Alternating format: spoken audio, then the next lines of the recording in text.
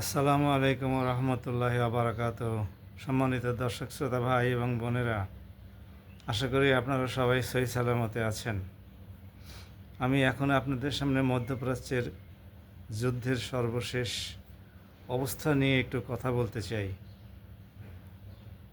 অবস্থার দৃষ্টে মনে হচ্ছে যে আমেরিকা এবং ইসরায়েল সম্ভবত যৌথভাবে খুব শিগগিরই ইরানের উপরে আবার হামলা শুরু করবে এবং ইরানের উপরে এই হামলা করা ছাড়া আমেরিকা এবং ইসরায়েলের কাছে আর সম্ভবত কোনো বিকল্প নাই।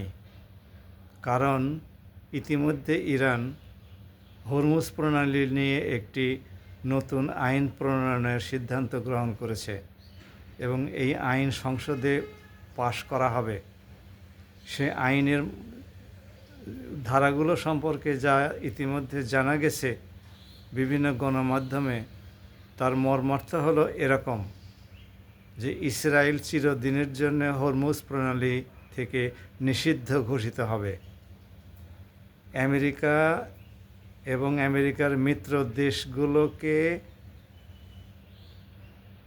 এই হরমুজ প্রণালী ব্যবহার করতে দেয়া হবে না।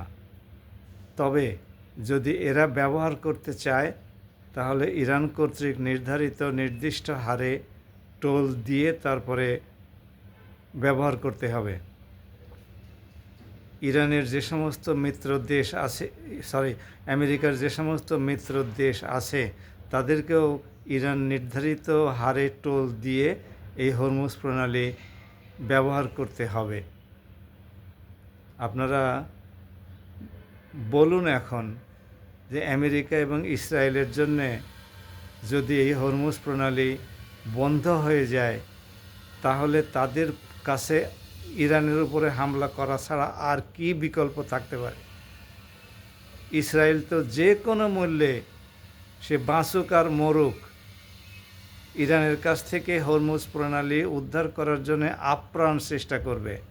কারণ ইসরায়েলে আর ভবিষ্যতে কোনো দিন ইরান এই আইন পরিবর্তন না করা পর্যন্ত কোনো জাহাজ ইসরায়েল মুখী হতে পারবে না, কোনো জাহাজ ইসরায়েল থেকে হরমুজ প্রণালী পার হয়ে এইদিকে আসতে পারবে না। তাহলে আর কি কোনো বিকল্প আছে ইসরায়েলের হাতে? আমেরিকার হাতে? আমেরিকা কি এটা সহ্য করবে যে ইসরায়েলের কোনো জাহাজ হরমুজ প্রণালী দিয়ে যাতায়াত করতে পারবে না? এই দিক থেকে আমি বললাম যে সম্ভবত আমেরিকা এবং ইসরায়েলের কাছে মধ্যপ্রাচ্যের দেশ ইরানের উপরে আর হামলা করা ছাড়া কোনো বিকল্প নাই এবং তারা হামলা করতে বাধ্য, ইরানকে পরাভূত করতে, পরাস্ত করতে। কাজেই আমাদেরকে এখন নির্ঘাত, যদি এই সত্যি ইরান আইন পাশ করার চেষ্টা করে থাকে তাহলে পরে নির্ঘাত ইরান আমেরিকা ইসরায়েল যুদ্ধ পুনরায় খুব শিগগিরই শুরু হবে।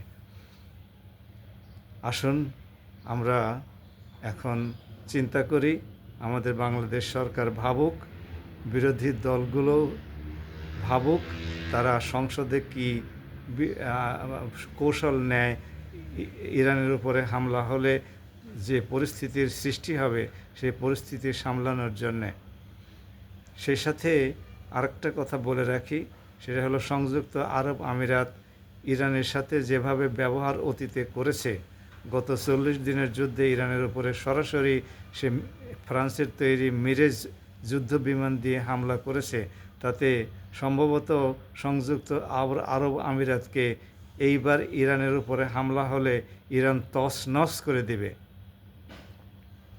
সম্ভবত সংযুক্ত আরব আমিরাতের আমেরিকার কোনো ঘাঁটি তো ধ্বংস করে দিয়েইছে। এবার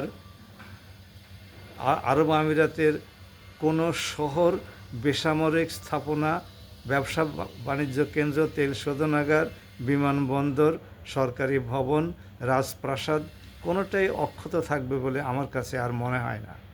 যদি এই অবস্থার সৃষ্টি হয় তাহলে সংযুক্ত আরব আমিরাতে কর্মরত বাংলাদেশি লাখ লাখ শ্রমিক এবং কর্মকর্তা যারা রয়েছেন তাদেরকে দেশে ফিরে আসতে বাধ্য হতে হবে।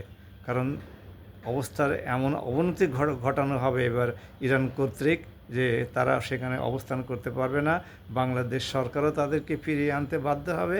সংযুক্ত আরব আমিরাতও ধ্বংস হয়ে যাওয়ার ভয়ে তাদেরকে দেশে ফিরিয়ে দিতে বাধ্য হবে। শুধু বাংলাদেশি শ্রমিক কর্মকর্তাদেরকে না, পাকিস্তানি, ভারতীয় এবং অন্যান্য দেশের যারা সংযুক্ত আরব আমিরাতে কাজ করে তাদেরকেও ফিরে আসতে বলা হবে।